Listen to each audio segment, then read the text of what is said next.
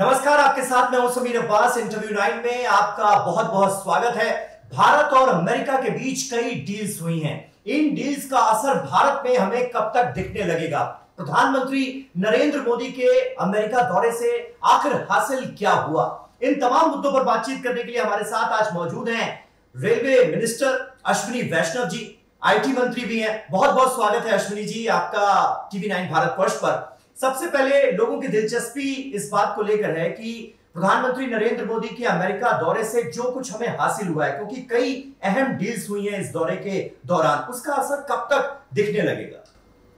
प्रधानमंत्री श्री नरेंद्र मोदी जी के state visit में भारत और यूएस के बीच में एक स्ट्रैटेजिक पार्टनरशिप, एक ऐसी पार्टनरशिप जिसमें हिंदुस्तान को एक ट्रस्टेड पार्टनर, एक जॉइंट डेवलपर, यानी टेक्नोलॉजी के क्षेत्र में हिंदुस्तान और यूएस मिलकर जॉइंट डेवलप करें नई टेक्नोलॉजीज। ये बहुत बड़ा पैराडाइम शिफ्ट है, ये बहुत बड़ा एक महत्वपूर्ण चेंज है। आप देखो, इतनी क्रिटिकल और इमर्जिंग टेक्नोलॉजीज हैं, semiconductor, telecom, space, critical minerals, jet engines, इन सब में इस तरह के समझौते हुए हैं जिससे कि भारत और अमेरिका के इंजीनियर्स मिलके जॉइंट डेवलप करेंगे। सेमीकंडक्टर की फील्ड में तीन बड़े महत्वपूर्ण डेवलपमेंट हुए, तीन बड़े एग्रीमेंट्स हुए।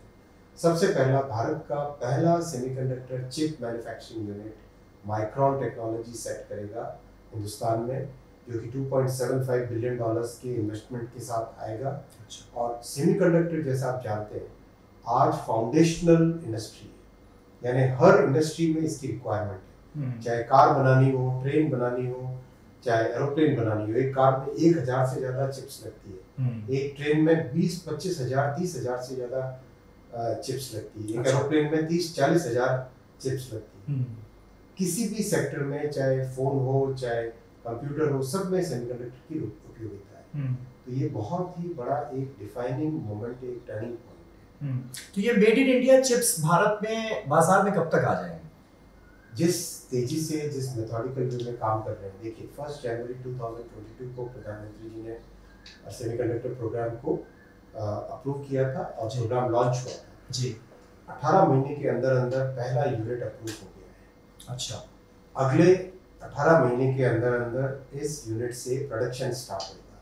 बहुत ही कॉम्प्लेक्स प्रोडक्शन होता है। अगर इसकी कॉम्प्लेक्सिटी को आप समझें जी, तो ये अगर आप देखें, ये एक वेफर है।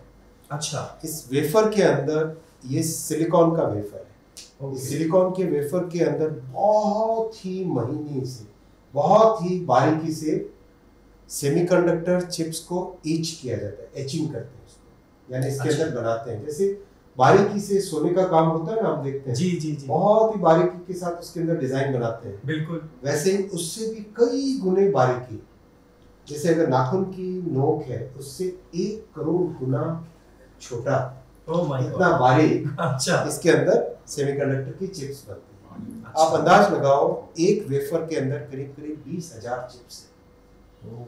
ये चिप्स बहुत ही महीन तरीके से निकाली जाती है बाहर और फिर उसको उसकी बॉडी दी जाती है। ओके। ये जो आप देख रहे हैं, इसके अंदर कई सारी चिप्स हैं और उन चिप्स के बीच में वायरिंग का अंदाज लगाओ। एक चिप के अंदर कई किलोमीटर वायरिंग होती है। जो बड़ी कॉम्प्लेक्स चिप्स होती है उसमें तो 80 किलोमीटर के आसपास की वायरिंग। ग्रेट। तो ये बहुत ही कॉम्प्लेक्स प्रोसेस है। फिर इन चिप्स को मॉड्यूल में लगाया जाता है। ये मॉड्यूल फिर फोन हो, टेलीफोन, अपना पीसी हो, लैपटॉप हो, एरोप्लेन हो, इन सब में ये मॉड्यूल काम में लगता है। अच्छा। तो ये इतनी कॉम्प्लेक्स इंडस्ट्री, इसको भारत में लाना अत्यंत महत्वपूर्ण है, क्योंकि बाकी सारी इंडस्ट्री इस पे डिपेंडेंट है। मैं इसको फाउंडेशनल इंडस्ट्री इसलिए बोल रहा हूँ कि जैसे केमिकल इंडस्ट्री खुद में तो इम्पोर्टेंट है ही, लेकिन केमिकल इंडस्ट्री से बाकी सब इंडस्ट्रीज बनती है। स्टील इंडस्ट्री अपने आप में तो इम्पोर्टेंट है ही है, लेकिन स्टील है तो बाकी कई सारी इंडस्ट्रीज उस पर डिपेंडेंट है। वैसे ही आज सेमीकंडक्टर इंडस्ट्री है। इसको हिंदुस्तान में लाना, इसको डेवलप करना, आगे ले जाना बहुत ही महत्वपूर्ण है देश की आर्थिक व्यवस्था। बिल्कुल सही बात है। इसके अलावा जेट इंजन डील को लेकर भी ये कहा जा रहा है भारत के लिए डील बहुत अहम है। ड्रोन्स की बात हो रही है। ये जो अहम डील्स हुई हैं, क्या इसके जरिए भारत की तरफ से चीन और पाकिस्तान जैसे मुल्कों को एक अहम संदेश भी दिया जा रहा है? देखिए, आज भारत को जिस नजरिए से विश्व देख रहा है वो है पिछले 9 वर्षों के काम का परिणाम। पिछले 9 वर्षों में भारत में एक ऐसा टेक्नोलॉजी डेवलपमेंट का मूवमेंट स्टार्ट हुआ है। इस तरह से टेक्नोलॉजी डिपेंडेंट नहीं रह के आत्मनिर्भर बने, अपनी टेक्नोलॉजी डेवलप करें। मैं आपको एग्जांपल दूंगा टेलीकॉम में भारत का बनाया हुआ 4G और 5G का टेलीकॉम स्टैक आज दुनिया भर में चर्चित है। और इस विजिट में यूएस और अमेरिका के बीच में उसके आगे की जो टेक्नोलॉजी है उसको साथ डेवलप करने का, जॉइंटली डेवलप करने का एग्रीमेंट हुआ है। इसको ओपन रैन कहते हैं, जो कि 6G वगैरह में एप्लीकेशन में आएगी, 5G में भी आएगी, 6G में भी आएगी। तो ये इतना इम्पोर्टेंट चेंज है। ये चेंज हुआ कि टेक्नोलॉजी पे डिपेंडेंट रहना इसके बजाय जॉइंटली डेवलप करना, यानी बराबर की पार्टनरशिप ऑफ इक्वल्स। अच्छा, क्योंकि 2024 नजदीक है और एक तरह से चुनावी साल है, बेरोजगारी एक बड़ा मुद्दा ऑपोजिशन बना रहा है। अब हमने बात की चिप मैन्युफैक्चरिंग की, हमने बात की डिफेंस मैन्युफैक्चरिंग की, तो इसमें लोगों को रोजगार मिलेगा? बिल्कुल मिलेगा। अगर आप डेटा देखें, अगर आप फॉर्मल एम्प्लॉयमेंट जो कि प्रोविडेंट फंड के अंदर रजिस्टर्ड होता है जी, उसका डेटा देखें, उसमें पिछले वर्ष में 1,40,00,000 के आसपास टोटल फॉर्मल एम्प्लॉयमेंट जनरेट हुआ है। ओके, राइट, फॉर्मल नए जॉब्स जनरेट हुए।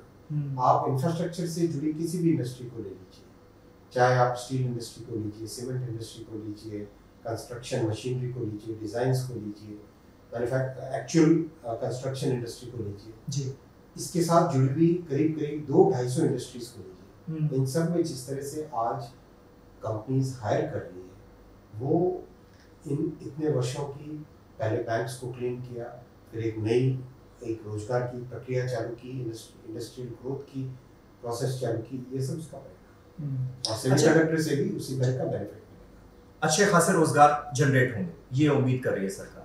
अच्छा, एक सवाल मणिपुर को लेकर। मणिपुर में हिंसा का सिलसिला थमने का नाम नहीं ले रहा है, उसको लेकर सरकार की क्या योजना है, सरकार क्या कर रही है, कब तक स्थितियां जो है वो काबू में आ जाएंगी? ऑपोजिशन लगातार इसको लेकर हमलावर नजर आ रहा है सरकार पर।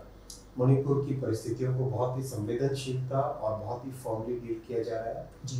माननीय गृह मंत्री जी कल एक ऑल पार्टी मीटिंग भी ले रहे हैं, और जो इसके लिए फैसले लिए जाएंगे, मणिपुर के मुख्यमंत्री जी को जिस तरह का भी सपोर्ट चाहिए, उस सपोर्ट को दिया जाएगा केंद्र सरकार की तरफ से।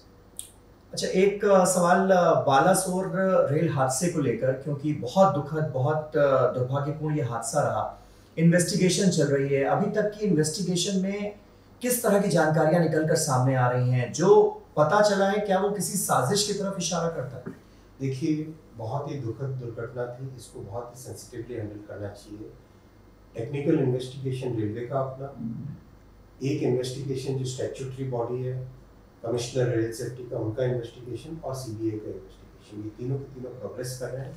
इन तीनों के जो परिणाम आएंगे, जो रिजल्ट आएंगे, आपके सबके साथ शेयर किए जाएंगे। फिर मैं 2024 से जुड़ा एक सवाल, क्योंकि विपक्षी एकता को दिखाने की कोशिश की गई है। पटना में एक बहुत बड़ी मीटिंग हुई है और उसमें फैसला ये लिया गया है कि पूरा विपक्ष एकजुट होकर बीजेपी के खिलाफ चुनाव लड़ेगा, अपने कैंडिडेट्स खड़ा करेगा।